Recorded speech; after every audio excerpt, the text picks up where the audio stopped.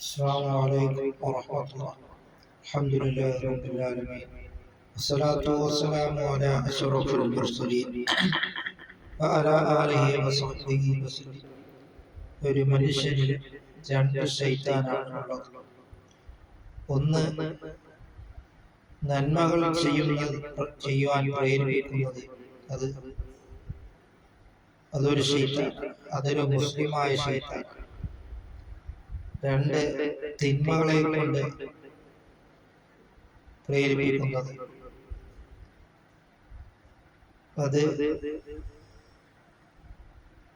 അതൊരു ശൈത്താൻ, തിന്മകളെ പ്രേരിപ്പിക്കുന്ന ഒരു ശൈത്താൻ. ഇങ്ങനെ ഒരു മനുഷ്യന് രണ്ട് ശൈത്താനാണ് ഉള്ളത്. അത് നാം മനസ്സിലാക്കിക്കൊണ്ട്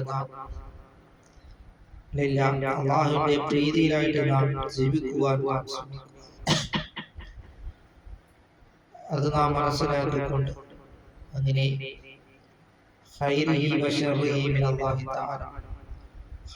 ശർറും അള്ളാഹുവിൽ നിന്ന് വരുന്നതാണെന്ന് നാം വിശ്വസിക്കുന്നു. അതിനാൽ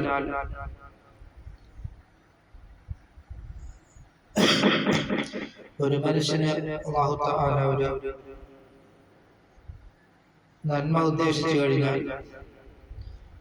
ലോകത്തുള്ളവരെല്ലാവരും കൂടി ചേർന്ന് ഒരാൾക്ക് ഒരു നന്മ ചെയ്യണമെന്ന് ഉദ്ദേശിച്ചാൽ അത് അള്ളാഹുവിന്റെ ഖളാ ഉണ്ടെങ്കിൽ മാത്രമേ നടക്കൂ.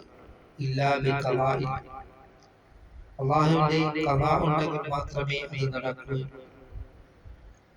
അതേസമയം ലോകത്തുള്ളവരെല്ലാവരും ചേർന്ന് ഒരു മനുഷ്യന് ഒരു ശർറുണ്ടാക്കുവാൻ ഉദ്ദേശിച്ചാൽ അത് അല്ലാഹു തആല ഉദ്ദേശിച്ചെങ്കിൽ മാത്രമേ അത് നടക്കൂ. അതുകൊണ്ട് നാം അള്ളാഹുവിന്റെ പ്രീതിയിലായിട്ട് നാം ജീവിക്കുവാൻ നാം ശ്രമിക്കുക. അല്ലാഹു തആല നമുക്ക് നാഫിയായ ഇൽമിനെ അല്ലാഹു തആല പ്രദാനം ചെയ്യുമാറാകട്ടെ.